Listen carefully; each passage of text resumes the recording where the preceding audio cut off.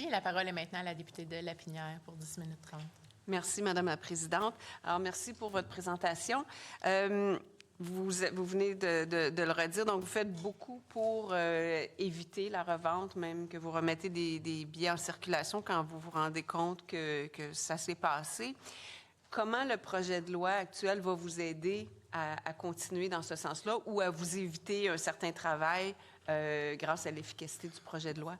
Je pense que plus d'informations qu'on donne aux consommateurs, c'est favorable que les consommateurs. Nous, l'année dernière, on savait qu'il y a des gens qui agissaient frauduleusement et on sensibilisait via les médias sociaux qui sont quand même assez suivis. Faites attention. Avant d'envoyer des sous à une personne qui vous dit qu'il va vous avoir des billets, c'est vraiment, ça fait partie de notre ADN là, de faire ça. Donc, évidemment que tout geste qui est fait par le gouvernement pour faire comprendre qu'ils ne sont pas sur le site officiel du Festival d'été. L'exemple que M. le ministre parlait tantôt, c'est, bon, mais ça donne le sentiment qu'effectivement, qu'on est avec ce fournisseur-là, avec ce distributeur-là, puis qu'il y a une liste spéciale. T'sais. Pour nous, c'est déplorable parce que c'est complètement à l'encontre de ce qu'on veut et ça convient pas du tout avec les valeurs du conseil d'administration de l'organisation puis de tout ce que Bleu-Feu souhaite faire. Puis donc, on a beaucoup parlé du Festival d'été de Québec, donc qui est votre plus grande manifestation. Est-ce que, puis à cause de la grandeur, de l'ampleur du festival, de l'émotivité pour obtenir les billets, bon, l'offre et la demande, vous avez fait les frais d'une visibilité médiatique dont vous seriez passé parce que c'est comme si vous étiez participant à la revente alors que vous ne l'êtes, mais vraiment pas. Pour vos deux salles, donc qui offrent 450 spectacles par année, des moins grandes manifestations, est-ce que ce fléau, je dirais, de revente est aussi important que pour le festival d'été? Et est-ce que vous faites les mêmes actions pour tenter d'enrayer... Chose certaine, on n'a aucune entente avec aucun site de revente, peu importe le produit dans notre organisation.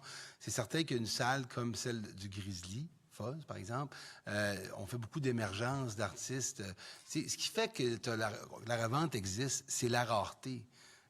C'est ça qui fait que ça existe. Donc, ça va arriver avec des artistes qui ont une popularité très importante qui va générer de la revente. Si on parle du côté musical, ce soit s'il y a d'autres événements, là, si on prend la Formule 1, si on prend... C'est ce qui fait, c'est la rareté qui fait que ça démarre. Tant qu'il y a de la disponibilité, il n'y a pas de situation où la revente nous cause problème parce que ça va arriver parfois à l'Impérial, notamment une salle de plus ou moins 1000 personnes, que oui, on va avoir des soirs, qu'on va avoir des soirées complètes. C'est à partir de ce moment-là que oui, peut-être qu'il peut y avoir de revente qui s'active. Mais dans les salles comme ça, honnêtement, c'est une problématique. C'est toujours une problématique. C'est toujours frustrant de voir qu'un artiste ne touchera pas le montant qu'il aurait pu avoir, mais il n'aurait peut-être pas vendu non plus les 1000 autres billets à 35 $ si on avait tout parti à 100 $. Donc, je pense que c'est vraiment en fonction de l'émotivité autour de la prestation que la revente se génère. Puis c'est là que l'argent se fait, là.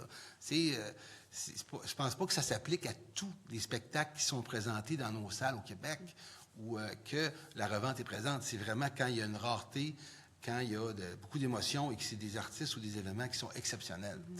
Mais nous, on est contre la revente en tout temps et on va tout faire pour donc, vous n'utilisez pas la revente non plus pour, par exemple, écouler des billets de spectacle dans une salle qui est pas remplie, là. Non.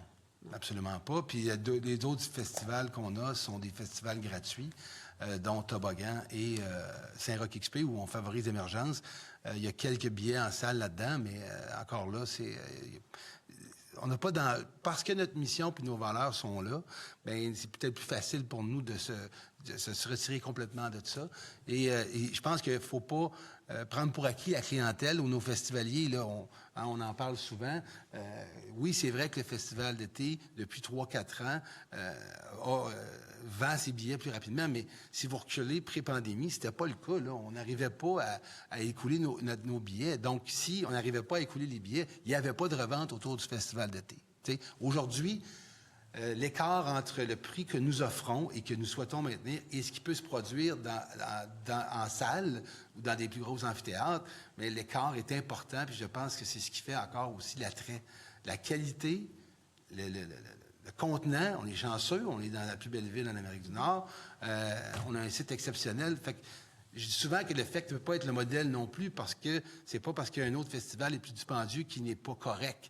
Nous, c'est parce qu'on a l'opportunité d'avoir un site exceptionnel puis une grande quantité de billets qu'on peut offrir ça.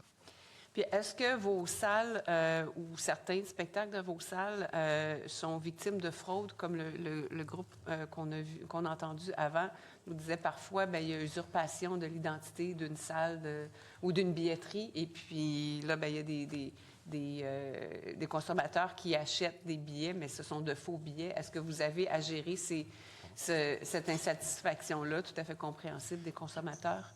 Je pense que si on prend pour nos salles, je ne crois pas qu'on a une grande problématique avec ça. Je pense que si... toujours la même chose, hein, toujours dépend de l'envergure du spectacle en question. C'est là que les fraudeurs s'activent.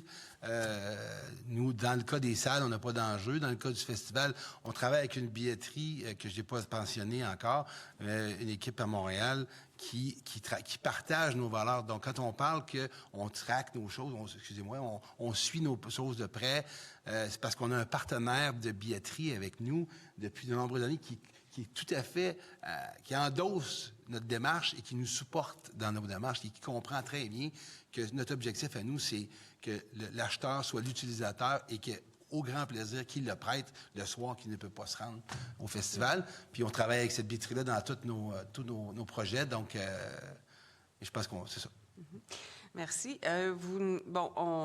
On sait qu'il y a dans l'écosystème, je dirais, des grands revendeurs qui vendent les billets au prix très élevé. Là, je comprends que vous n'avez pas d'entente avec les revendeurs, mais juste pour décrire un petit peu l'environnement, on a appris tout à l'heure qu'il y a des producteurs qui le font aussi sans le dire.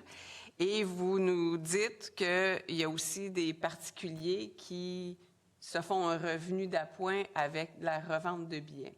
Le projet de loi vise évidemment les grands revendeurs.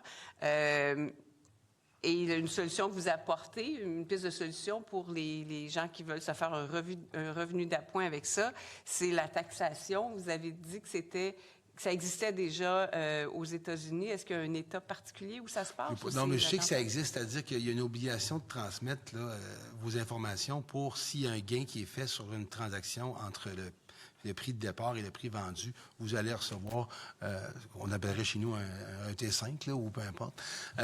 Donc, ça existe. Je pense que, surtout sur les sites qui sont les sites qu'on parle, c'est assez facile de voir le prix de base d'un billet et le prix vendu, puis d'être capable de dire, bon, bien, écoutez, il y a une vente, il y a eu un profit, voici, on va vous mettre un relevé pour le revenu généré. Je pense que ça pourrait décourager des gens qui le font par passe-temps, et ceux qui sont plus organisés, bien, au moins, on va récupérer des sommes qui pourront être investies en culture. Moi, c'est vraiment ça que je pense qu'il faut regarder. Tu sais. Tout ce qu'on fait aujourd'hui est fantastique, mais la prochaine étape, où ça serait probablement de voir, est-ce qu'on veut aller là, est-ce qu'on peut aller là? Je pense que c'est facile de le faire, et ça ne concerne pas tous les événements. Donc, c'est assez facile de concentrer les joueurs qui peuvent faire partie de cet écosystème-là où on va dire il va y avoir une taxation. Les grosses entreprises ou les gros joueurs qui achètent en bloc des billets, à tout le moins, ils les achètent et ils sont c'est un coût de marchandises vendues dans leurs états financiers. La fiscalité est présente, là. Moi, ce qu'on pense, c'est quelqu'un qui va avoir 30 ou 40 billets, qui va avoir payé 200 $, puis il les revend 500 $. Ça va vite, là. Ça va vite. Alors, c'est du revenu c'est pas une question de revendre un bien, puis on comprend qu'au Québec, la loi des consommateurs permet la vente de biens comme tel, mais quel autre bien prend de la valeur tant que ça, là, quand on parle, il n'y a pas tant, là, des biens qui prennent de la valeur comme ça. Donc, pour moi, la taxation sur ces gains-là, c'est une avenue qui est vraiment intéressante. Mais pour nous, en fait. Oui, bien, je trouve que c'est intéressant aussi, mais encore faut-il qu'on sache quels prix sont vendus, parce que là, peut-être que j'ai mal compris quand vous avez parlé de personnes qui s'en font un revenu d'appoint. Est-ce que si c'est un particulier qui achète 10 billets, qui se retourne, qui les vend pour le festival d'été, puisque c'est pas sur une plateforme de revente, qui les revend dans son entourage, ça va être difficile de savoir qui a fait un profit, combien il a fait, puis qui va lui émettre un T5. Mais peut-être que vous parlez de quelque chose d'un peu plus grand, que Le quelqu'un... festival d'été est quelque chose qu'il faut baser cette démarche-là, utiliser le festival comme modèle.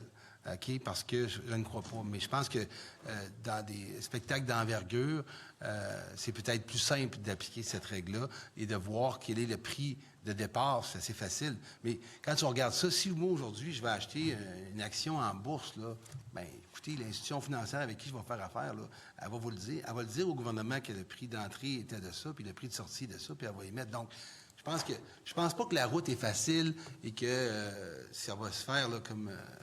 c'est pas comme prendre un thé, mais il reste que c'est quand même, pour des gens, c'est vraiment devenu un revenu d'appoint. Là. Alors, je pense que ça vaut peut-être la peine de regarder ça puis de dire, bon, mais est-ce que ça règle pas le problème, mais au moins, si on peut prendre les sous qu'on génère avec ça puis qu'on vient investir dans la culture ou qu'on aide des diffuseurs en lien avec les volontés qu'on a culturelles, notamment, bien, ça pourrait être intéressant. C'est ce qui conclut notre période d'échange. Je vous remercie pour votre présence et la contribution à nos travaux.